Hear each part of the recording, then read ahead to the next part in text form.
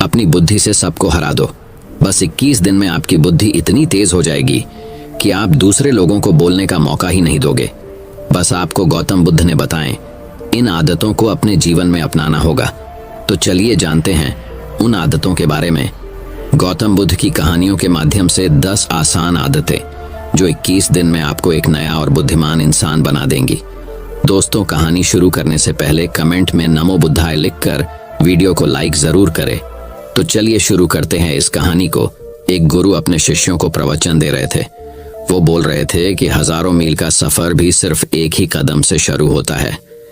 देखा जाए तो अपनी जिंदगी में लक्ष्य हम सभी तय करते हैं, अपने लिए ख्वाब बुनते हैं, खुद को लेकर कई सारे सपने भी देखते हैं, लेकिन अपने लक्ष्य, अपनी मंजिल के पीछे भागने की बजाय ज्यादातर लोग अपने उन ख्यालों के पीछे भागते रह जाते हैं जिनका शायद सच्चाई से कोई वास्ता ही नहीं है, जो सिर्फ उनके दिमाग की एक उपज है। इन सभी गैर जरूरी ख्यालों के पीछे भागते हुए वह इस बात का अंदाजा लगाने की कोशिश भी नहीं करते कि वो ख्याल सकारात्मक है या नकारात्मक सच है, या उनके दिमाग की सिर्फ एक उपज है, या वह किसी और से प्रभावित है, उसका सच्चाई से कोई संबंध है भी या नहीं। और शिष्यों, इसीलिए ज्यादातर लोग अपनी मंजिल तक नहीं पहुंच पाते और जीवन भर असफल रह जाते हैं। गुरु यह सब बोल ही रहे थे कि तभी एक शिष्य खड़ा होता है और गुरु से कहता है, गुरुदेव, आपने ये तो बता दिया कि ज्यादातर लोग असफल क्यों होते हैं, लेकिन क्या आप हमें यह बता सकते हैं कि हम सफल कैसे हो सकते हैं? वो कौन सी छोटी छोटी आदतें हैं जो हमें सफलता के लिए तैयार करती है और फिर सफलता के शिखर तक पहुंचाती है? गुरु ने शिष्य का पूरा प्रश्न बड़े ध्यान से सुना और फिर हाथ के इशारे से उसे बैठने का आदेश देते हुए अपने सभी चीजों से कहा, जीवन में सफल होने के लिए सिर्फ जोश और इच्छा शक्ति का होना ही आवश्यक नहीं है, क्योंकि ये दोनों चीजें सिर्फ हमें प्रेरित करके हमसे काम की शुरुआत करवा सकती है, लेकिन पूरे जोश और उत्साह के साथ लंबे समय तक अपने लक्ष्य पर टिके रहने और दूर के बड़े लक्ष्यों को हासिल करने के लिए हमें उन आदतों को अपनी रोजमर्रा के जीवन का हिस्सा बनाना पड़ेगा जो व्यक्ति को सफलता के लिए तैयार करती है और उसे सफल बनाती है। तो आज मैं आपको 10 ऐसी आसान आदतों के बारे में बताऊंगा जिनको अगर आपने अपने जीवन का हिस्सा बना लिया तो सिर्फ 30 दिनों में आप अंदर से एक बिल्कुल ही अलग इंसान बन जाएंगे और खुद के भीतर एक गजब की सकारात्मक ऊर्जा और जो उसको महसूस करेंगे, जो आपको सफलता के शिखर तक पहुंचाएगी। तो उन सफल आदतों की श्रेणी में पहली आदत है, अपने दिन की शुरुआत धन्यवाद के भाव के साथ करेंगे। सुबह जैसे ही आपकी आंख खुले तो कुछ भी सोचने से पहले, कुछ भी करने से पहले, बिस्तर से उठने से पहले अपने दोनों हाथों को जोड़कर आसमान की तरफ देखते हुए जिसकी शक्ति पर आप विश्वास करते हैं, उसका आह्वान करते हुए उन 3-4 चीजों को याद कीजिए जिसके लिए आप ईश्वर की उन 3-4 लोगों, चीजों या घटनाओं के लिए ईश्वर का आभार व्यक्त कीजिए जिनकी वजह से आपके जीवन में बेहतरी आई है, आप ज्यादा खुशहाल और समृद्ध हुए हैं। ज्यादातर मौकों पर हमारे जीवन में, हमारे घरों में, हमारे परिवारों में, हमारे आसपास के माहौल में एक ही वो इंसान होता है जो हमारे सबसे ज्यादा दुख हो और परेशानियों का कारण होता है, लेकिन हमारे आसपास 99% लोग अच्छे होते हैं। हमारे जिंदगी में 99% चीजें बहुत अच्छी है, लेकिन अगर हम बुरे इंसान पर, बुरी घटनाओं पे, बुरी परिस्थितियों पे, बुरे परिणामों पर ध्यान देंगे तो फिर पूरा दिन हमें उस तरह की चीजें और मिलेंगी। लेकिन अगर हम शुक्रगुजार हैं अपने जीवन की 99% अच्छी चीजों के लिए, तो फिर हमारे पास और अच्छा चलकर जरूर आएगा। ये जो आभार व्यक्त करने की आदत है, ये हमारी मानसिकता को सुबह सुबह ही बदल कर रख देती है और सकारात्मक तरीके से अपने दिन की शुरुआत करने में मदद करती है। इस अभ्यास को करने में बहुत थोड़ा सा ही समय लगता है, लेकिन यह आपके पूरे दिन के काम करने के तरीके, आपकी मानसिकता और आपके विचारों को पूरी तरह से बदल कर रख सकती है।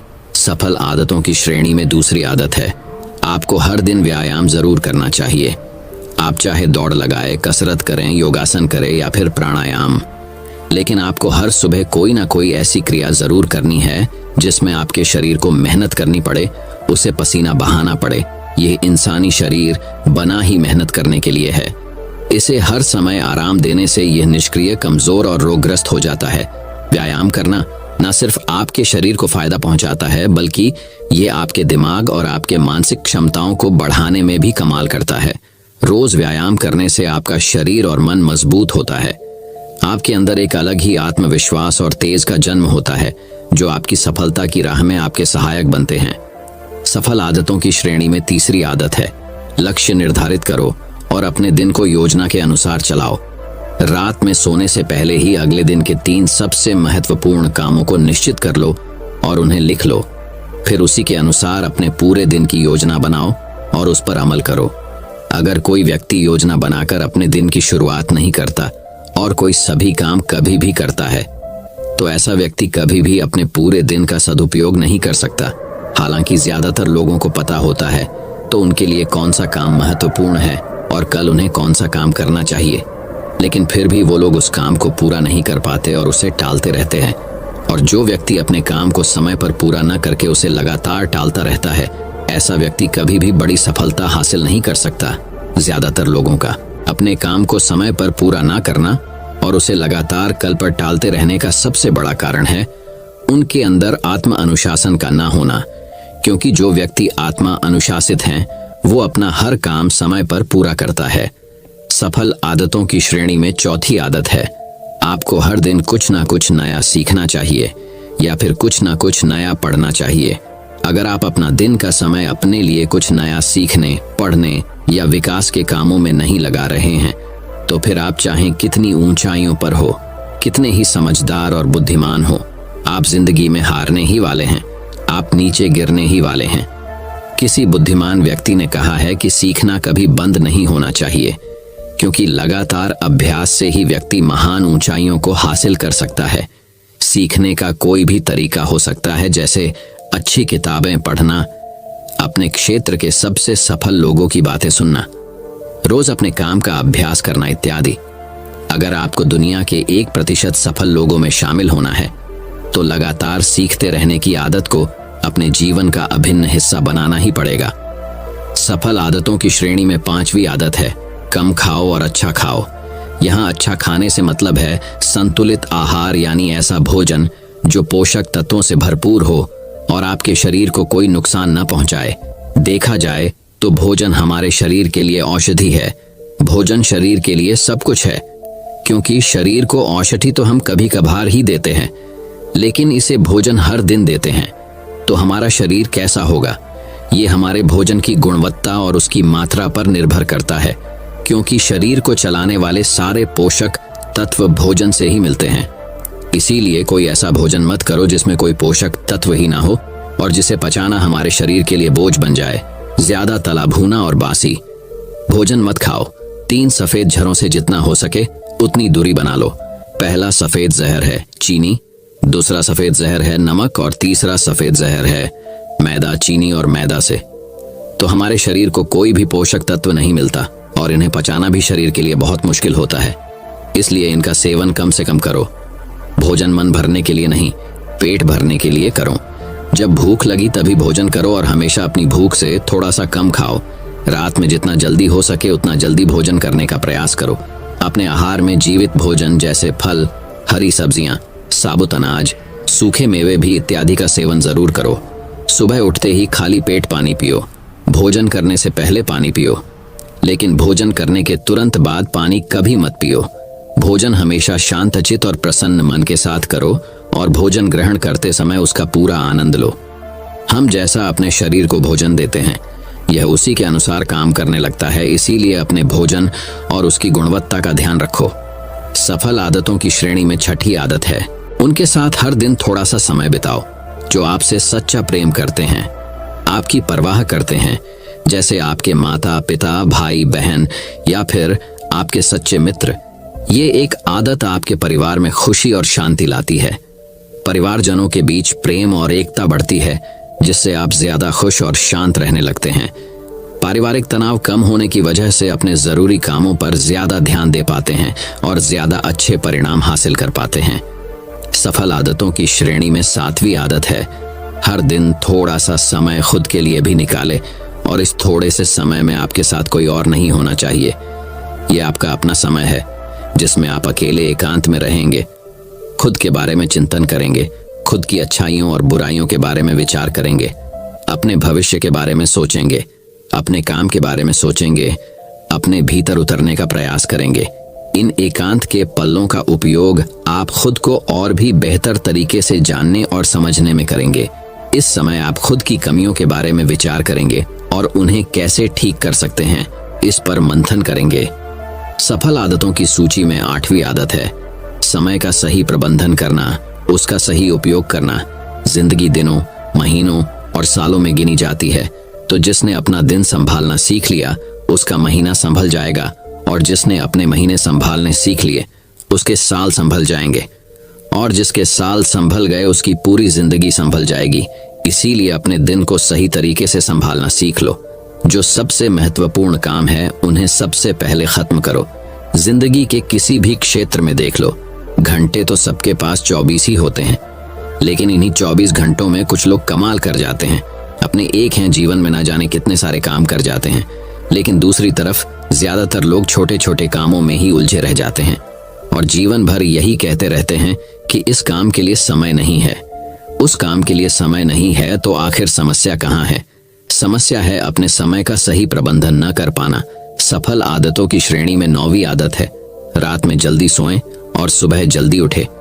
जो व्यक्ति सुबह जल्दी उठता है उसे कुछ अतिरिक्त समय मिल जाता है सबसे महत्वपूर्ण कामों को खत्म करने का, जैसे ध्यान का अभ्यास, व्यायाम, किताबें पढ़ना इत्यादि। सुबह जल्दी उठकर ध्यान का अभ्यास करने से दिन भर मन शांत और प्रसन्न रहता है। इसके साथ ही सुबह जल्दी उठकर काम शुरू करने से व्यक्ति का काम समय पर पूरा हो जाता है और वह बेवजह की चिंता और तनाव से बच जाता है। सुबह जल्दी उठकर काम खत्म करने से व्यक्ति के अंदर एक ऐसा अनुशासन जन्म लेता है जो उसे सफलता के शिखर तक पहुंचा सकता है। सफल आदतों की श्रेणी में 10वीं आदत है वीर्यनाश, धूम्रपान और मदिरापान से बचे। ये तीनों ही काम ऐसी बुरी लत है जो निश्चित रूप से आपको पीछे ले जाने वाली है। ये तीनों ही काम आपके मानसिक और शारीरिक स्वास्थ्य के लिए बहुत ही हानिकारक है। वीर्यनाश आपके तेज और कांति को खत्म करता है और साथ ही आपको शारीरिक व मानसिक रूप से कमजोर बनाता है। हालांकि इन तीनों ही चीजों को छोड़ना आसान नहीं होता, लेकिन अगर आप चाहे तो मजबूत इरादे और दृढ़ इच्छा शक्ति के बल पर इन्हें छोड़ सकते हैं, इनसे निजात पा सकते हैं। इतना कहने के बाद गुरु ने अपना प्रवचन समाप्त कर दिया और वह मौन हो गए। यह देखते ही सभी चीजें समझ गए कि अब यहाँ से जाने का समय हो चुका है। उन सब ने इस जानकारी के लिए गुरु का धन्यवाद किया और वहां से चले गए। तो दोस्तों, उम्मीद करता हूं आपको इस कहानी से एक अच्छी सीख मिली होगी। ये कहानी आपको कैसी लगी हमें कमेंट बॉक्स में कमेंट करके जरूर बताएं। अब चलिए दोस्तों, जानते हैं कि अपने बुद्धि को सबसे तेज और धारदार कैसे बनाएं। तो चलिए हमारे दूसरे कहानी की शुरुआत करते हैं। दूसरी कहानी बुद्धिमानी से जुड़ी गौतम बुद्ध की कहानी। एक गांव में एक लड़का था जिसका दिमाग बहुत तेज था। उसकी यह खासियत थी कि वह किसी भी चीज को बहुत ही आसानी और कम समय में सीख लेता था, जबकि उसी चीज को सीखने और समझने के लिए अन्य लोगों को काफी समय लग जाता था। लड़के की यह ख्याति दूर दूर तक फैल गई। सभी लड़के की तारीफ में कहने लगे कि उसके जितना बुद्धिमान कोई नहीं है। लड़का चित्रकारी, मूर्ति बनाना, गीत गाना जैसे अन्य कई चीजों को जानता था। अपनी प्रसिद्धि को बढ़ाने के लिए वह अन्य काम और चीजों को भी सीखने लगा। इस तरह से उसे अपनी बुद्धिमत्ता पर अहंकार हो गया, क्योंकि वह साधारण व्यक्ति होकर कई असाधारण काम भी आसानी से करने लगा था। एक दिन लड़के का सामना भगवान गौतम बुद्ध से हुआ। लड़के को खुद पर खूब अहंकार था और इस कारण उसे किसी से ईर्ष्या नहीं होती थी, क्योंकि वह खुद को ही श्रेष्ठ समझता था। लेकिन पहली बार उसे गौतम बुद्ध को देख ईर्ष्या हुई और वह अपनी तुलना बुद्ध के साथ करने लगता है। वह देखता है कि बुद्ध के पास भिक्षा मांगने के लिए एक कटोरा है और उसके पास अपार धन। बुद्ध ने साधारण वस्त्र धारण किए थे और उसके वस्त्र कीमती थे। बुद्ध नंगे पैर थे और वह नंगे पांव जमीन पर पैर भी नहीं रखता था। इस तरह से लड़का एक नहीं बल्कि कई चीजों से गौतम बुद्ध के साथ अपनी तुलना करने लगा। हर चीज से तुलना करने के बाद वह मन ही मन सोचता है कि आखिर मैं इस भिक्षु के साथ अपनी तुलना क्यों कर रहा हूं, जबकि इसका और मेरा जीवन बिल्कुल अलग है। वहां मौजूद सभी लोग गौतम बुद्ध का सम्मान कर रहे थे। लड़का सोचने लगा कि आखिर इनमें ऐसा क्या है जो मुझ में नहीं है, जिस कारण मेरे भीतर इनके प्रति ईर्ष्या पैदा हो गई। अपने मन में चल रही जिज्ञासा को शांत करने के लिए वह बुद्ध के पास जाता है। तो आखिर वास्तव में कौन है बुद्धिमान? बुद्ध के पास जाकर वह कहता है, मैं इस गांव का सबसे बुद्धिमान व्यक्ति हूँ और आप अपने आसपास जो भी देख रहे हैं मैं वह सब करना जानता हूँ। मैं किसी भी कार्य को बहुत कम समय में सीख लेता हूँ, इसलिए सभी लोग मेरा सम्मान करते हैं। लेकिन फिर भी आपको देख मेरे भीतर ईर्ष्या पैदा हो गई, इसलिए मैं जानना चाहता हूँ कि आपकी उपलब्धि क्या है। सभी आपको इतना आदर सम्मान क्यों दे रहे हैं? लड़के के सवाल का जवाब देते हुए बुद्ध कहते हैं, मेरी कोई उपलब्धि नहीं है, लेकिन तुम कह सकते हो कि मेरी यही एक उपलब्धि है। बुद्ध लड़के से पूछते हैं, क्या तुम्हें निंदा अच्छी लगती है? लड़का कहता है कि भला किसे निंदा अच्छी लग सकती है? बुद्ध कहते हैं कि जो तुम्हें अच्छा और बुरा लगता है मैं इनसे भी ऊपर हूँ। मुझे ना निंदा सताती है और ना अपनी प्रशंसा से प्रसन्न होता हूँ। यही अंतर है तुम में और मुझ में। बुद्ध कहते हैं, तुमने सैकड़ों काम सीखे लेकिन सबसे जरूरी काम को सीखना भूल गए। लड़का पूछता है, कौन सा काम? अब इस प्रकार बुद्ध ने दिया बुद्धिमान होने का ज्ञान। बुद्ध कहते हैं कि क्या तुम्हें मन को नियंत्रण करना आता है? ये बात सुनकर लड़का समझ जाता है कि उसे बुद्ध से ईर्ष्या क्यों हुई। बुद्ध कहते हैं, जिसने संपूर्ण जगत जीत लिया लेकिन अपने मन को नहीं जीत पाया उसने कुछ भी नहीं जीता। वहीं जिसने अपने मन को जीता लेकिन अपना सब कुछ गंवा दिया फिर भी उसने सब कुछ जीत लिया। बुद्ध की यह बात सुन लड़के का अहंकार टूट गया। उसने बुद्ध से कहा कि क्या आप मुझे अपने मन को जीतना सिखा सकते हैं? बुद्ध कहते हैं, जरूर, लेकिन इसके लिए मैं तुम्हारी सभी उपलब्धियां छीन लूंगा। लड़का कहता है, मैं तैयार हूं। इसके बाद से ही लड़का ध्यान लगाने लगता है, क्योंकि ध्यान से ही मन को वश में किया जा सकता है। तो दोस्तों, अब चलिए बढ़ते हैं हमारे तीसरी कहानी की तरफ। तीसरी कहानी, दिमाग की धार को कैसे तेज करें। लगभग हम सभी लोग जानते हैं और साइंस भी यह सिद्ध कर चुका है कि हम हमारे दिमाग का मैक्सिमम 10% ही यूज कर पाते हैं और इसमें से ज्यादातर हमारा दिमाग बचपन में ही सब कुछ सीखता है और सबसे ज्यादा एक्टिव रहता है, क्योंकि हम हर रोज कुछ न कुछ नया कर रहे होते हैं। रोज पढ़ते हैं, नए नए खेल खेलते हैं और हमेशा एक्टिव रहते हैं।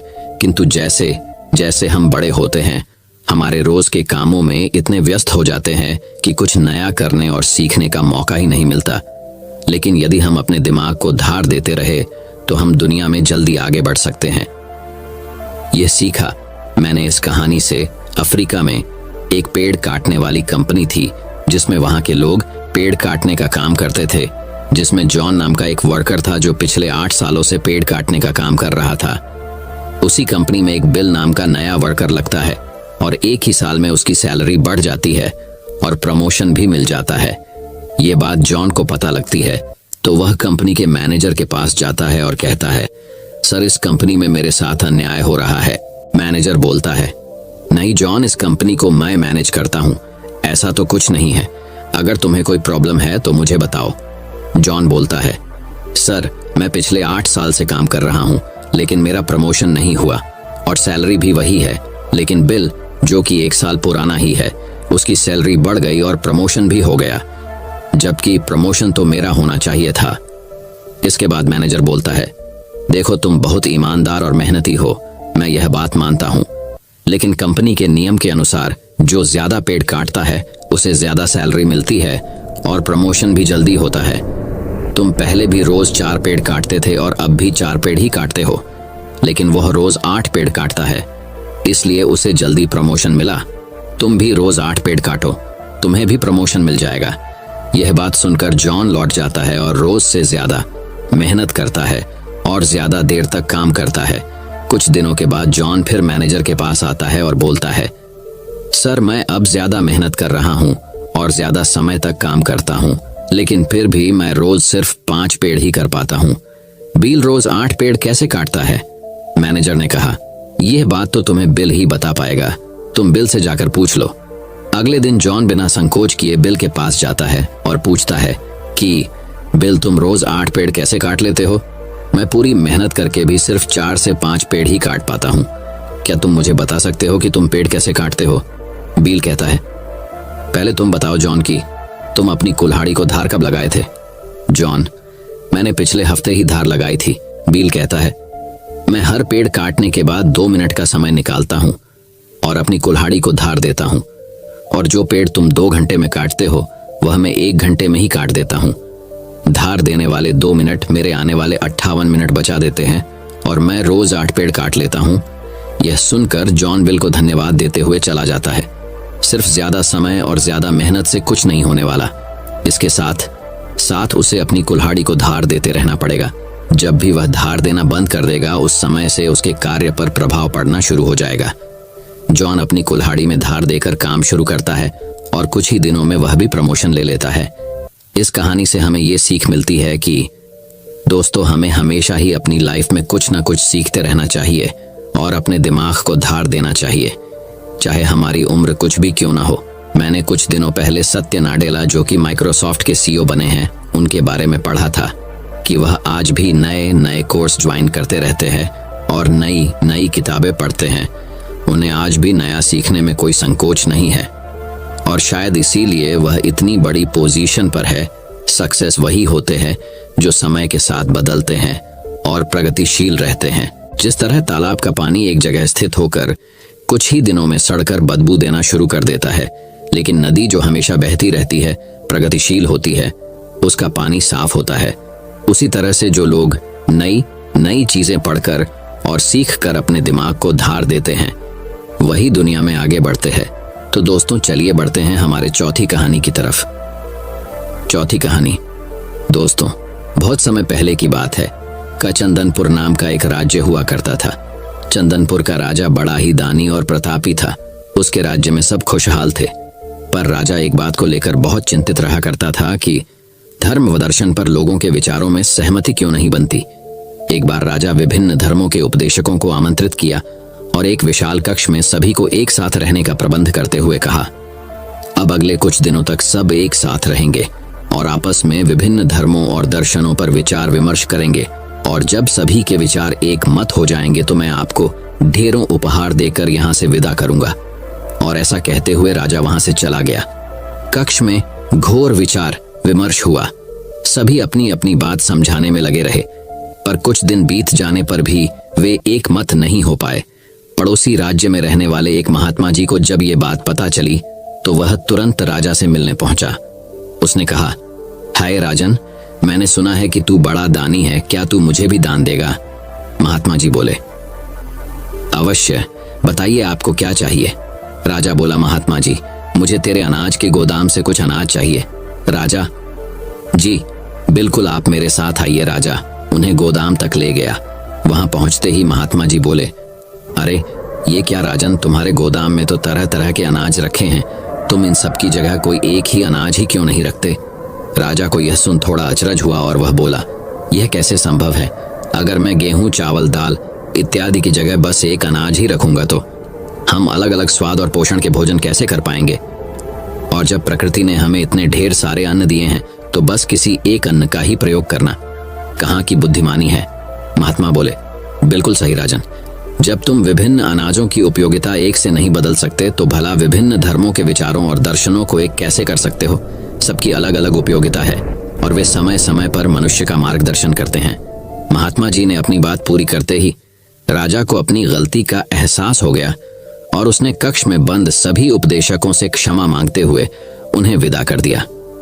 दोस्तों, यदि पूरी मानव जाति बिल्कुल एक जैसा ही सोचती तो हम कभी इतनी प्रगति नहीं कर पाते। हमारे विचार ही हमें दूसरों से अलग बनाते हैं। अगर कभी आपका विचार औरों से मेल ना खाए तो इसमें घबराने की जरूरत नहीं, बल्कि यह देखने की जरूरत है कि पूरी पिक्चर में आपका विचार कहाँ फिट हो सकता है। और दूसरी तरफ यदि किसी और का विचार आपसे मेल ना खाए तो उस पर नाराज होने की बजाय ये समझने का प्रयास करना चाहिए कि उसकी सोच का कहाँ और कैसे यूज किया जा सकता है। तो अब दोस्तों, चलिए बढ़ते हैं हमारे 5वें कहानी की तरफ।